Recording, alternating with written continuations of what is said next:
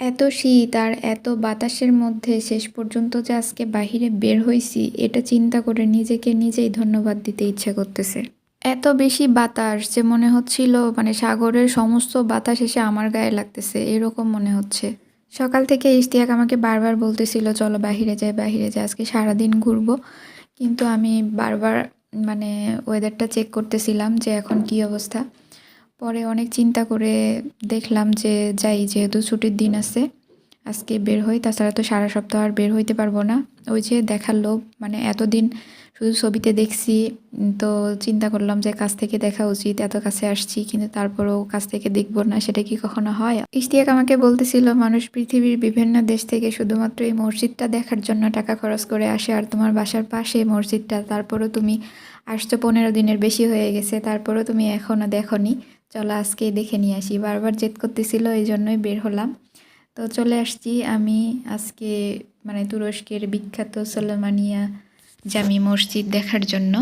তো আসসালামু আলাইকুম বন্ধুরা, কেমন আছেন সবাই? আশা করছি ভালো আছেন, আমিও বেশ ভালো আছি আলহামদুলিল্লাহ। এখানে শুধু ঠান্ডারই সমস্যা, তাছাড়া অন্য কোনো সমস্যা নাই, আল্লাহর রহমতে ভালোই আছি।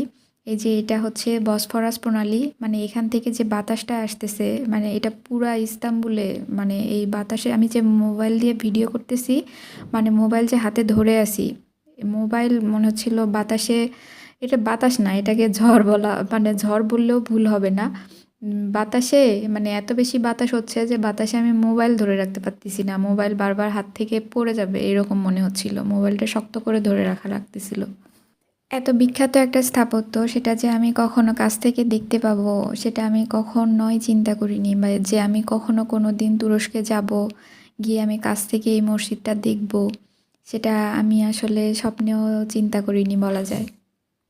এই মসজিদের চারি সাইডে এরকম মানে বিশাল ফাঁকা জায়গা আছে, চারপাশে এরকম বিশাল ফাঁকা জায়গা, অনেকগুলা প্রবেশপথ আছে, তার মধ্যে এটা আরেকটা। আমরা এই প্রবেশপথ দিয়ে ঢুকতেছি। তো এখানে ঢোকার পরে বিশাল একটা মানে উঠানের মতো আছে। এখানে চার সাইডে এখানে যতগুলা মানুষ দেখতেছেন সবাই মানে কোনো না কোনো দেশ থেকে আসছে, মানে তুরস্কের যারা, তারা হয়তো দেখা যাচ্ছে যে একটা জায়গায় যদি 1000 জন মানুষ থাকে, ওইখানে 5 জন হচ্ছে তুরস্কের পাওয়া যাবে, আর বাকি সবগুলাই ট্যুরিস্ট। সবার হাতে মোবাইল, সবাই ভিডিও করা এবং ছবি তোলা নিয়ে ব্যস্ত, সবাই এখানে ট্যুরিস্ট, সবাই দেখতে আসছে এই মসজিদটা।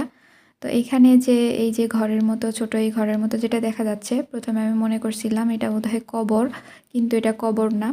এই মসজিদে যে মুসল্লিগুলো আসে নামাজের জন্য, এরা এখান থেকে পানি পান করতো, কিন্তু এটা আমি কাছ থেকে দেখছি, এটা হচ্ছে এখন মনে হয় ঠিক নাই, মানে পানির ফোয়ারাটা এখন বন্ধ আছে। বিশাল বড় মসজিদ, মানে বিশাল, মানে বিশাল, আসলে মোবাইলে কতটা বোঝা যাচ্ছে জানি না, তবে মানে মানুষ দূর থেকে না যতটা কল্পনা করে, বাস্তবে দেখতে অনেক বেশি সুন্দর এবং অনেক বেশি বড়। আর হচ্ছে এইটা, এই যে গেটটা যেটা, এটা হচ্ছে মানে মসজিদের ভিতরের ভিতরের অংশ, যেটা যেখানে মানুষ নামাজ আদায় করে, এটা হচ্ছে ভিতরে। আমি এখন সেখানেই যাব। তো এখানে ঢুকতে গেলে সবাইকে জুতা খুলে তারপরে ঢোকা লাগবে, এই জন্য সবাই এখানে জুতা খুলে তারপরে ঢুকতেছে, এবং যারা বের হয়ে আসতেছে এসে জুতা পরতেছে। কিন্তু জুতা খুলেও হচ্ছে হাতে করে ভিতরে নিয়ে যাওয়া যায়, ওইখানেও রাখার জায়গা আছে। ইশতিয়াক আমাকে বলতেছিল যে জুতা খুলে হাতে করে ভিতরে নিয়ে যাও, ওইখানে র্যাক আছে, র্যাকের মধ্যে তুমি রাখতে পারবা। তা আমি এখানেই রেখে গেছি, যে হাতে করে আবার কোথায় নিয়ে যাব, র্যাক কোথায় পাবো, প্রথমে বুঝি নাই, এই জন্য আমি এখানে রেখে তারপরে যাচ্ছি। তো এখানে যে পর্দাটা দেয়া আছে, এটা হচ্ছে কাপড়ের না, আবার হচ্ছে কাগজেরও না, কিসের যেন, কিন্তু অনেক ভালো, অনেক সুন্দর দেখতে, অনেক মোটা। 1550 থেকে 1557 সালের মধ্যবর্তী সময়ে এই মসজিদটা নির্মাণ করা হয়েছিল। সুলতান সুলেমান এই মসজিদটি নির্মাণ করেন, এবং তখনকার সময়ের যে মানে বিখ্যাত স্থাপত্যবিদ ছিলেন, ওনার নাম মনে হয় সিনান, কিন্তু আগে পিছিয়ে কিছু একটা আছে, আমি পুরো নামটা আসলে জানি না।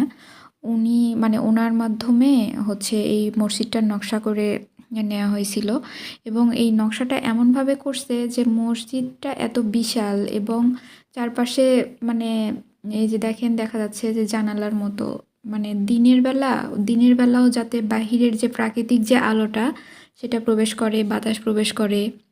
এর ভিতরে মানে অনেক শান্তির আবহাওয়া, মানে কোনো ফ্যান, তারপরে কোনো এসি টেসি এগুলা ছাড়াই মানে এত সুন্দর আবহাওয়া যে এখানে না আসলে আসলে এটা ফিল করা যাবে না। এখানের যে লাল কার্পেটগুলা আছে, এই কার্পেটগুলা হচ্ছে মিশরের কায়রো এবং তুরস্কের কোনো একটা শহর থেকে নিয়ে আসা হয়েছে। এই মসজিদটা আসলে ওসমানিয়া সাম্রাজ্যের সৌন্দর্যের একটা প্রতীক হিসেবে তৈরি করা। তো ভালো থাকবেন সবাই। তাপমাত্রা মাইনাসে চলে যাচ্ছে, আমি বাসায় যাব এখন, সন্ধ্যা হয়ে গেছে। অন্য কোনো দিন ভালো করে দেখাবো। আল্লাহ হাফেজ।